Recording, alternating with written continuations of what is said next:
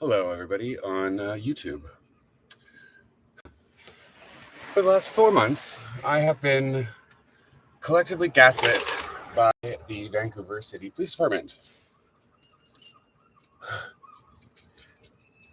It's been fucked. Oh, excuse my language. I'm probably gonna get. Oh well. Good thing it's live. It's been messed up. I have been gaslit directly by being told the wrong time. Within a 30-minute span of time, I was told it was 8:18 twice. And it wasn't even 8:18 at any of the times that they told me it was 8:18. And 8:18, for those of you that don't know, is a police code. It means incident occurred, investigation or interviews happened, and no follow-up, no charges filed. Which is exactly what happened to my sexual assault case. Because they didn't investigate at all. They called the establishment that it happened in and asked if they knew anything about it, which obviously they didn't. Or they did, and somebody had opened my door for this.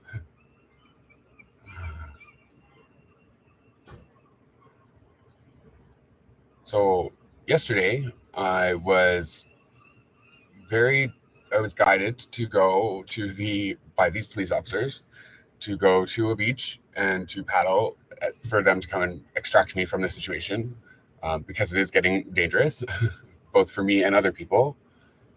And I went there to the place where they told me to go, and a boat went by that said bad habits. And Buddy asked me if I needed help, and I was very confused because I thought he was there to help me. And he just drove away and left me there in the middle of the fucking bay. Yeah, me and my dog on my paddleboard in the middle of the bay.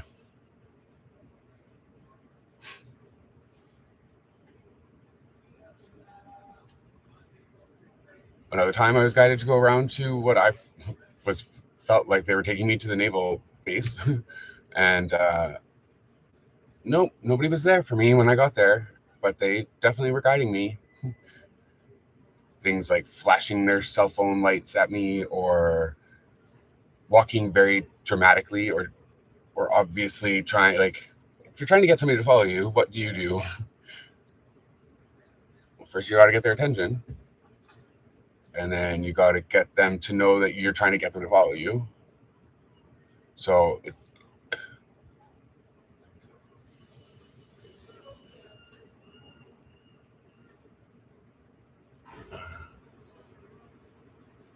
I don't even know how they're necessarily planting where to go into my thought process.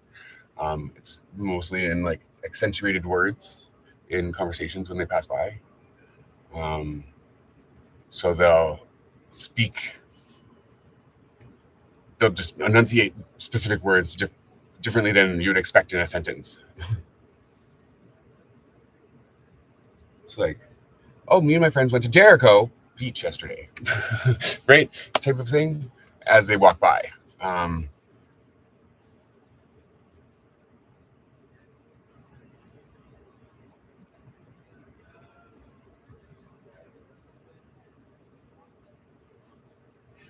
And then last night, as I was putting all my stuff back into my van, somebody that was very obviously a police officer was getting onto his motorcycle and say, "Oh, how's your day going?" "Oh, good." And it's like, "Oh, I'm being collectively gaslit by the police department." His response was, "It's only going to get worse." What?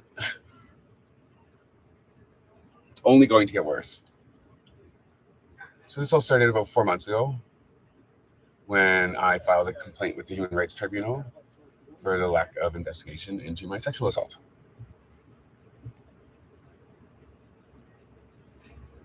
That's when the 8/18 thing happened. They stole my cell phone that same day. It was 2 days later. They stole my cell phone in the park. And they had people obviously walking back and forth in front of me. And this one girl in a puffy jacket in the springtime when it's hot outside and very overdressed for the weather.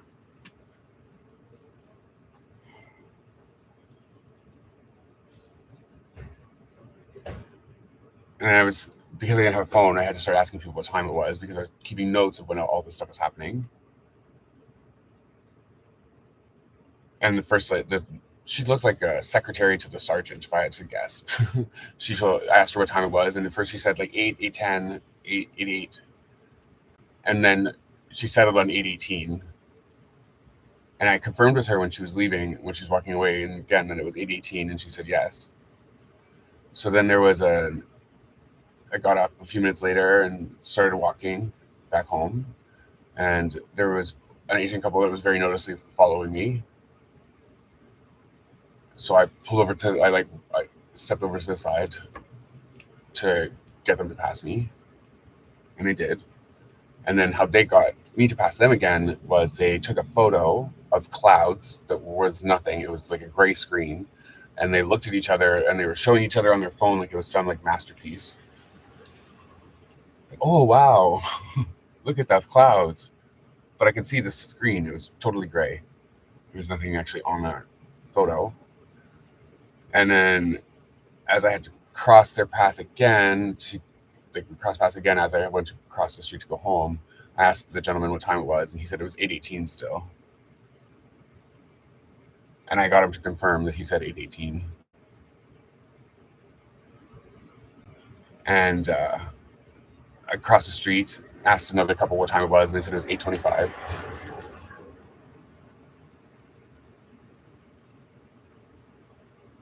They would lead me into parking lots and just leave me there,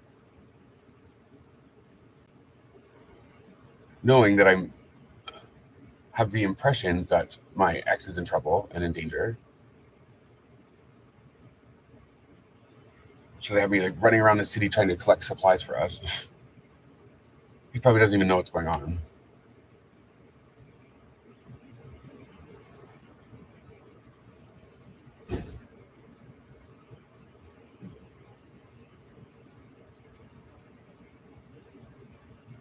There's many scenarios that this could be happening here.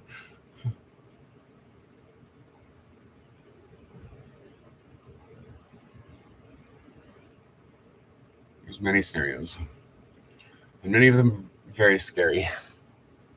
So that's why I'm doing this live now, because I figure the best way to protect myself is to live stream what my life is like.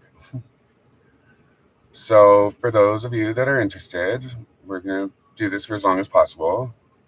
I don't know if there's a time limit on these live streams or how that works. Nobody's watching, so this will be the part that people fast forward through probably. I'll have to timestamp it or something, however that works. I've never done this before. And I'm not showing my face because I don't want the regular public to know who I am and what's going on when they see me.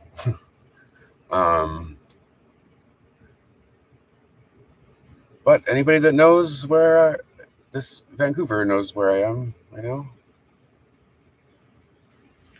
I'm not worried about the police knowing where I am because they're already all around me. All around me.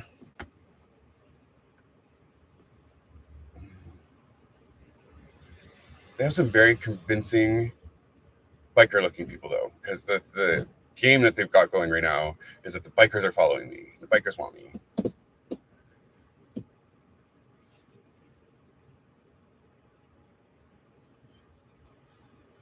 Funny, I asked a biker, and he said no. But that could be a lie. That could be a lie, too. It was really weird where he was and how I ran into him, so... Again, I'm not saying any names of anybody, because I don't want anybody to get hurt. That's not my goal here, if this is a thing.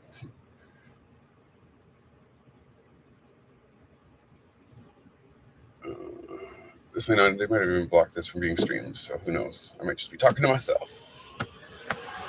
They disconnected my speaker, my Bluetooth speaker at the beach the other day. Didn't like my music, I guess. Won't even work anymore. I don't know what the fuck they did to it. Excuse my language. I'm sorry. I'm gonna have to watch that. Otherwise I'll get banned from YouTube too.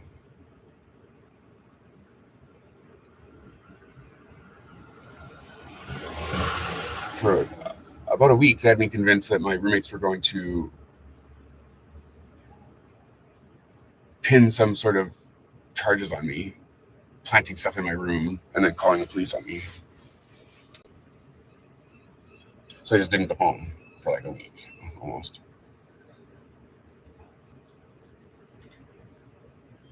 And now they've got me living in a van because I just can't trust anybody. Because when they all wear the same uniform, how do you know one's good and one's bad? You don't. You don't.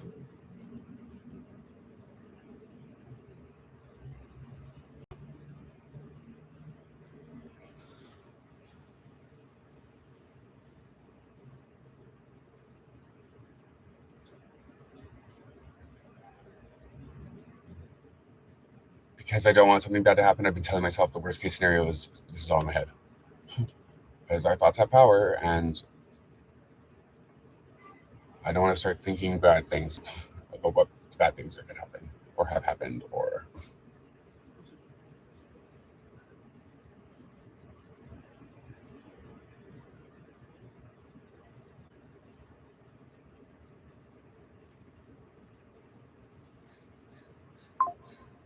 So they've drained all my resources from getting all running around trying to get supplies. Now I have no gas, I have no food. I just got water from a gardening hose.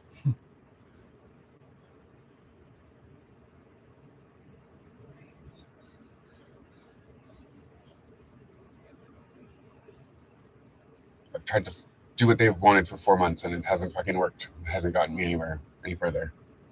Because just like I can't be rigid on how this plays out on my end, they also can't be rigid on how this plays out on their end. I also heard one of them complaining about having to manage multiple teams in different locations and how that's challenging. Well, that's what the police force does. The police force is here to manage multiple teams in multiple locations doing multiple things at different times. That's what they're here for. They're here to protect us, and to do that, that's what they're supposed to be doing. So don't complain to me about having to do your job. Sorry.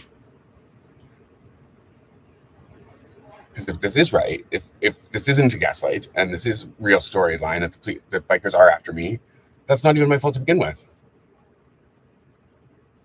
Sure, I could have handled finding out the information that I found out better. Definitely. But the key is that I found out the information in the first place. So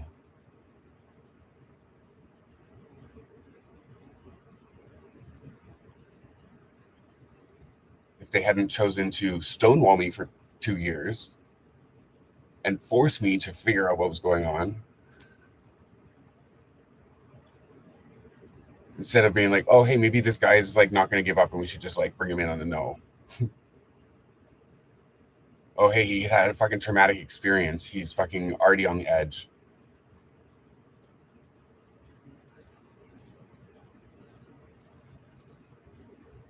The police officer that investigated in quotations my assault said it blamed me ultimately for taking too long to report. And first of all, I didn't even remember, like, clue into what had happened for 3 weeks because it was right before my dad's funeral. Rape victims usually will downplay the severity of their assault because they're trying to minimize the effect on their mental health, and they just do that anyways. So that should be taken into consideration when taking reports from people. And calling the manager of the bathhouse and being like, do you remember anybody getting raped on this 29th of July? No. One, it's very possible that the front desk person opened my door on me because he was a jerk and he didn't like that I complained about him when he double charged me and didn't refund me the double charge. So it's very possible that he opened the door and sent people in to do that, what they did, or had told people that what had happened and encouraged them to take advantage.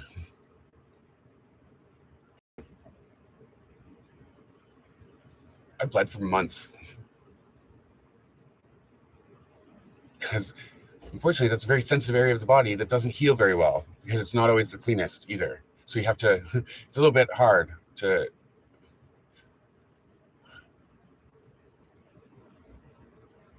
almost killed myself the day after it happened.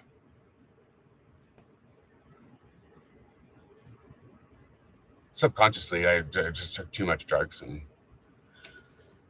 I just...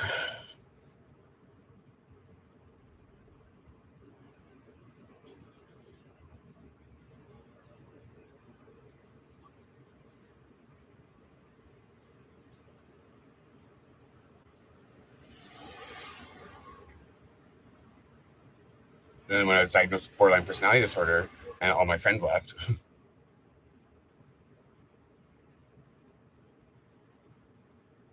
see, like, Alberta Plates thing is freaking me out because I think there's this fucking, I don't know what the Alberta Plates is for.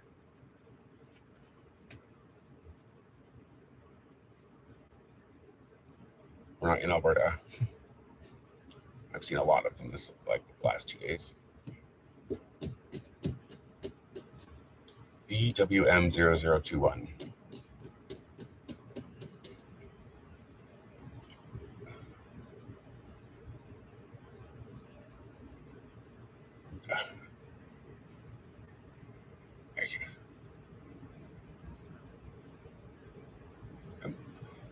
If there are bikers after me and they are trying to get the information that I have, they're offering me a lot of money for it. Of course, I wouldn't do that because like human life and money isn't really there isn't a value to a human life. It's definitely more than $240,000.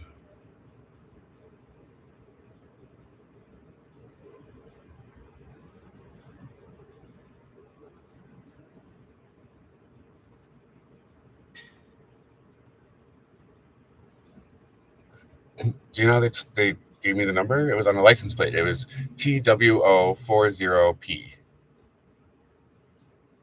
So 240p, 240 per person.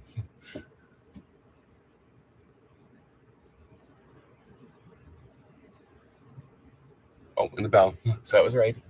I got that guess right. So maybe this isn't a gaslight. Maybe this is actually happening. Still no viewers, so no worries there.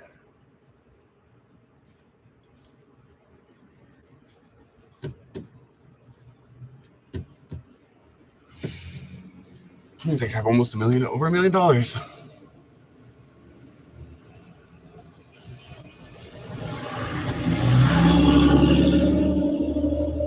At least.